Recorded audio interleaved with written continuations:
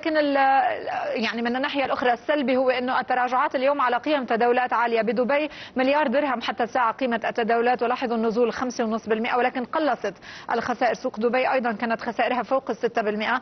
مسقط تراجع ب 6%. الكويت 3.4% قيم تداولات عالية بالكويت 19 مليون دينار حتى الساعة، بالوقت اللي المتوسط اليومي الأسبوع الماضي كان 15.9 مليون دينار. يعني كل النهار كنا عم نعمل 16 مليون دينار الأسبوع الماضي كمتوسط. اليوم حتى الساعة سجلنا حوالي 19 مليون دينار، وبعد عنا وقت لنهاية الجلسة. قطر أيضا خسارة 4.6%. أبو ظبي 3.5%، لا نراها على هذه القائمة خسائرها. وهذا سوق الأسهم السعودية حتى الساعة مليار و300 مليون درهم قيمة التداولات، ولكن الجيد أننا نقلص بعض الشيء الخسائر إلى 4.6% لنلقي نظرة على الأكثر انخفاضا. زين السعودية تبقى ليميت داون من بعد قرار مجلس الإدارة الدعوة إلى جمعية عمومية غير عادية من أجل تخفيض رأس المال ب 46% لإطفاء الخسائر، كل الخسائر المتراكمة حتى نهاية سبتمبر الماضي. المجموعة السعودية للاستثمار الصناعي تسجل 9% من النزول. اكسترا تسجل 9%. ينسب 8.3%. أولوجين تلحظون أنه أسهم البتروكيماويات اليوم متراجعة بقوة لأنها الأكثر تأثرا بتراجعات أسعار النفط. سوق دبي 5.4% من النزول بالوقت الحاضر.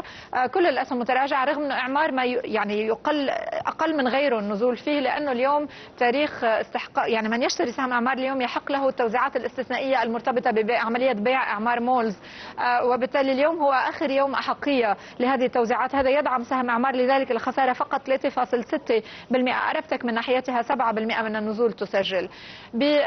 بدبي على فكرة أدرج سهم أمانات اليوم، خلينا بس نشوفه لأنه مصرف دبي الإسلامي 8% من النزول.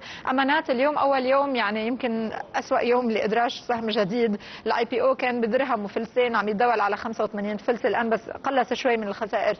بالكويت 1.5% من التراجع على الكويت 15، والسعري 225 نقطة يخسرها الآن 3.4% من النزول. المزايا القابضة ومدينة الأعمال، المزايا ربحت دعوة قضائية على مدينة الأعمال، اليوم السهمان على كل على تراجع. اجيلتي 3.5% من الخسائر. الصناعات الوطنية 5%. الجرين البتروكيماويات على ثبات، وزين على ثبات بالوقت الحاضر. الوطني هو وبيتك وبرقان تراجعات تفوق 1%. الدولي 3.5% من النزول، يعني خسائر واسعة النطاق. مسقط عندنا خبر أيضا يؤثر سلبا. مسقط أخذت الحكومة قرارا برفع سعر الغاز على المنشآت بدءا من أول يناير. بدأت شركات الغاز شركات الإسمنت تعطينا التأثير. إسمنت عمان تقول أنه هذا سيرفع تكاليفها 2.1 مليون ريال عماني بال2015 بسبب رفع سعر الغاز عليها. وإسمنت ريسوت تقول أنه هذا سيرفع تكلفة الإنتاج 3%. أكيد السهمان على تراجعات حادة اليوم. لينا الصورة إذن قاتمة لا شك، ولكن إن شاء الله تتحسن شوي من هلأ. لبرنامج نبض السوق بعد قليل أعود وألقى المشاهدين. عودة إليك الآن.